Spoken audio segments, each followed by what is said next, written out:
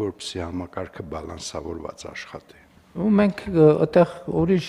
գաղտնի դավադրություններ էլ ունենք մենք պահացել, շատ էլ որ չենք ասում։ Հետո հետագայում պարզվելու է ով է ծխում, ով չի ծխում, ով է առողջ ապրելակերպով զբաղվում, ով է առողջ, որովհետև հա, մենք պետքա գրոհենք առողջ ապրելակերպ, պետք է մարզասրահները գրոհենք, պետք է քայլուղիները, վազքուղիները, հեծանվուղիները եւ ընդհանրապես պետքա մեր գրոհները այդ ուղղությամբ լինեն, որովհետեւ մենք ընդհանուր առմամբ խնդրեմ ունենք եւ դա շատ կարեւոր բան է։ Իմիջայլոց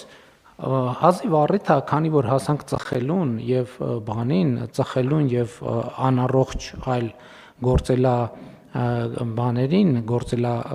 կարգերին, ես ուզում եմ մի sense դիտարկում անեմ ինքս իմ փորձից ելնելով, որ մարդ, որը բավական երկար ծխել է, ընդհանուր առմամբ գիտեք հետեւյալը կա, ծխող եւ ալկոհոլ օգտագործող մարդը ո՞նց է մտածում։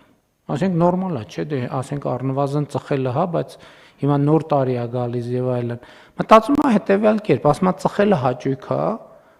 ալկոհոլ օգտագործելը հաճույք է եւ հետեւաբար ես ինչի պետքա ինքս ինձ այդ հաճույքից զրկեմ։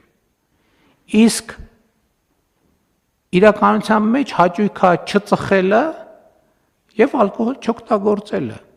Եվ երբ որ մարդը հասնում է այդ կետին, ինքը հակառակ ասում է չծխելը հաճույքա, ալկոհոլ չօգտագործելը հաճույքա, ինչի պետք է ես ինձ այդ հաճույքից զրկեմ։ Հետևաբար այստեղ շատ կարևոր է ընդհանրապես ցանկացած բանի համար հայեցակարգը, նարատիվը, տեքստը, որը դրած է այդ գործողության տակ, շատ կարևոր է։ Գործողությունը չի փոխվում այնքան ժամանակ, մինչև տակի տեքստը, այսինքն soft-ը, ծրագիրը չի փոխվում։ Եվ հետևաբար, այո, ձեր նշածը, որ մենք նաև առողջ ապրելակերպը ոչ թե պետք է ինքը նաև դառնա շահավետ, որը պետք է արտահայտված լինի կոնկրետ բոնուսներով, կոնկրետ հնարավորություններով եւ այլն եւ այդպես շարունակ, որովհետեւ մենք հիմա ասենք 200 միլիարդ ենք ծախսում, 200 միլիարդ ծախսում ենք առողջության ապահովագրության համակարգի վրա, այդ ծախսը ավելանալու է, դառնալու է 250 միլիարդ, 300 միլիարդ եւ այլն, միջև գա հասնի մի բալանսի կետի, բայց ուրիշ խնդիր կա, այդ բալանսի կետին հասնելուց մենք պետք է մտածենք հետեւյալը. Ինչի մենք, եթե մենք 50 միլիարդ լրացուցիչ դրամ պետքա ծախսենք, որպեսզի մարդուն բուժենք, մենք գուցե 50 միլիարդ կամ 40 միլիարդ կամ 10 միլիարդ ուղղենք նրա, որ մարդը չհիվանդանա։ Փորձենք այդ տեքստերը, բանաձևերը, առողջ ապրելակերպ եւ այլն, դարձնենք ցույց տանք մարդուն, որ դա ավելի հաճելի է, քան թե այն ինչ որ մեզ թվում է, թե իրականում կյանքի հաճույքը է դա։ Այսինքն ծխելը կյանքի հաճույք է։ Բայց ես ասում եմ, մարդ, որը ծխել է, ընդ որում տենց շատ է ծխել։ Ես ասում եմ, դա հարգելինես, դա բացարձակապես այդպես չի։ Եվ հետեւաբար ընդ որում մենք էլ պետք է տեղից էլ պետք, որ մենք հիմա պետք է ինչ որ մի հատ սենց բան կա, լծակ կա, այդ լծակը քաշենք եւ այդ հարցը պետք է լուծվի։ Տենց էլ չի լինում։ Մենք շարունակաբար հետևողական պետք է խոսենք, պետք է համակարգեր ստեղծենք, պետք է հիմա նույն առողջ ապրելակերպ ենք ասում, հա։ Մարզի բնակիչը առողջ ապրելակերպի ենթակառուցվածքի նույն հասանելիությունը չունի։ Եվ այդ է պատճառը, որ մենք բան ենք անում, որ մենք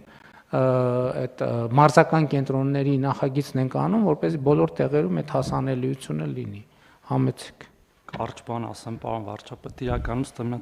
փոքր գաղտնիք կա, առողջ մնալը ամենաէժան բանն է, ամենամատչելի, դրա համար փող պետք չի ընդհանրապես, ոչ թե մարզասրահ է պետք, կրթություն է պետք մեզ ընդհանրապես դրա համար։ Կրթության համար է փող պետք։ Այո, կրթության համար պետք, իսկ մենք էլի հանգում ենք դրան, որտեվ սա պարզ գիտելիք է, որ երբեմն չունենք, որտեվ նույն ձեր բերած բոլոր օրինակները իրանք են ծախս, եւ ծխելն է ծախս, եւ խմելն է ծախս, եւ շատ ուտելն է ծախս, առողջ մնալը ամենամատչելի բանն է, որ մենք կարանք անենք մեր պարզապես ճիշտ վարքագծով, որտեվ նույն սննդի այդ ընտրությունը, որ մենք երեխաներին պետք է սովորացնենք, ինչ սնունդ օգտագործեն եւ այլն, եւ այո դուք ճիշտ եք ասում, մարզական ենթակառուցվածքների մեջ ներդրում անելը լավ է, կարեւոր է, որտեվ այնտեղ մի քիչ ավելի բազմաֆունկցիոնալ են իրանք լող եւ այլն եւ այդպես, բայց օրինակ վազելու համար փող պետք չի, մենակ կոշիկ է պետք, մի զույգ, որը 20000 դրամ է։ Մուժիկ, մուժիկին պետք է միզիկ կոշիկ։ Սա իրոք հայեցակարգային լուրջ հարց է։ Բան Թորոսյան, ճիշտ եք ասում, բայց թե մի հատ ուրիշ խնդիր կա, 21-րդ դարը մարքեթինգի դարը։ Օրինակ ծխախոտը շատ սիրուն տուփ ունի։ Առողջ ապրելակերպը սիրուն տուփ չունի, բրենդինգ չունի առողջ։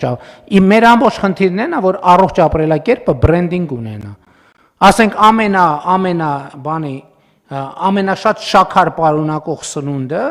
ինքը անենց բրենդինգ ունի եւ անենց դիզայն ունի, որ նայում ես ուզում ես բան, այսինքն դու ուզում ես դա, բայց առողջ ապրելակերպը ես էդ եմ ասում, հիմա դուք օգնեցիք, որպեսզի առողջ ապրելակերպը պետքա բրենդինգ ունենա։ Եվ մի բան 21-րդ դարում ցանկացած բան, որը չունի բրենդինգ, ինքը գոյություն չունի։ Այսինքն չկա 21-րդ դարում կա բրենդինգ, կա իր տակի բանը, ապրանքը կամ ծառայությունը կամ չկա բրենդինգ, ուրեմն չկա։ Մեր խնդրեմը այն չի, որ վազելու տեղ չկա։ Մեր բրենդինգը այնա, որ մեր խնդրեմն այնա, որ բրենդավորված չի։ Այդ ապրանքը, առողջ ապրելակերպը բրենդավորված չի։ Ընդհակառակը հակառակն է բրենդավորված։ Եվ սա համակարգված խնդիր է։ Համակարգված խնդիր է։ Սկսած, որ այդքան խոսում ենք քրեական ենթամշակույթի մասին, որ բան ենք, որի դեմ տենցել արդյունավետ չենք կարող պայքարենք, որովհետև ասենք քրեական ենթամշակույթի տրամաբանությամբ կարող է առողջ ապրելակերպը նույնիսկ ամոթ լինի։ Որովհետև տղամարդը չհասկացանք, տղամարդը շորտ կհագնի, ասենք բանը կամ հեծանիվ կքշի, պետք է տղամարդը բանի գյուղամեջում պպզի առնվազն անընդհատ 6 ժամ։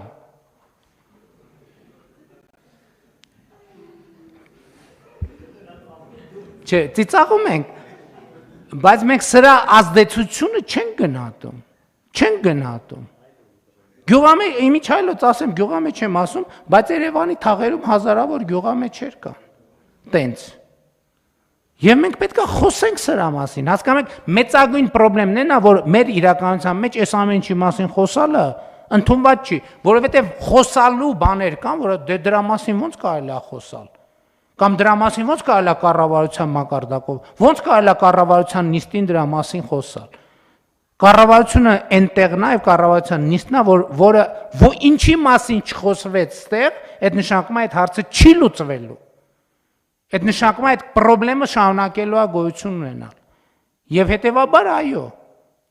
ինչ որ ասում եք համաձայն եմ, բայց առողջ ապրելակերպը պարտվում է, որովհետեւ մյուսները իրենց բրենդինգի վրա դնում են միլիարդներ, ֆորմալ եւ ոչ ֆորմալ բրենդինգի վրա դնում են միլիարդներ, առողջ ապրելակերպի բրենդինգը կոտրելու համար դնում են միլիարդներ, որովհետև այդքան արախ պետք է ծախվի, այդքան ծխախոտ պետք է ծախվի, ել չեմ ասում այդքան դեղ պետք է ծախվի, բա որ չհիվանդանանք դեղը որտեղ ծախվի, ով պետք է առնի այդ դեղը։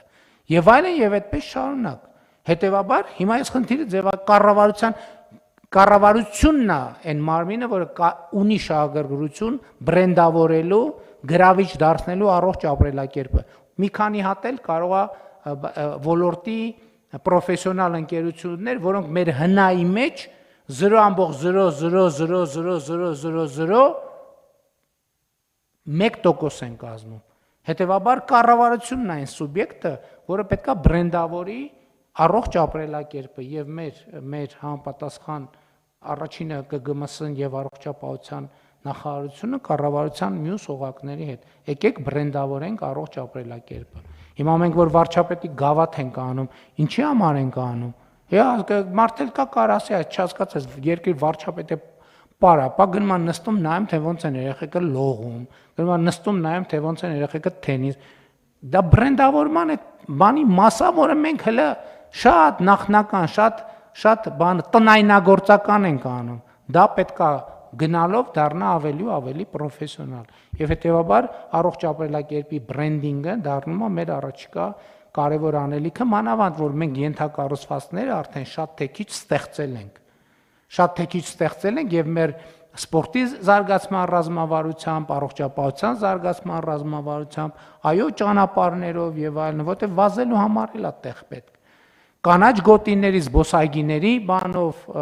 եւ այդ էլի մի քանի նախագծեր կան, որ ներկայացվել են, ես նախնական հավանություն եմ տվել այդ նախագծերին, այդ ամեն ինչը պետք է բան անենք։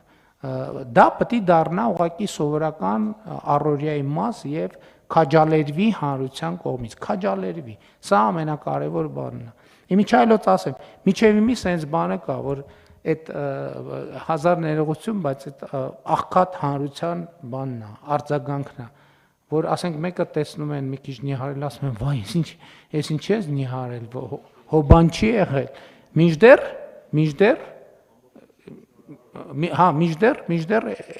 այսօր մարդիկ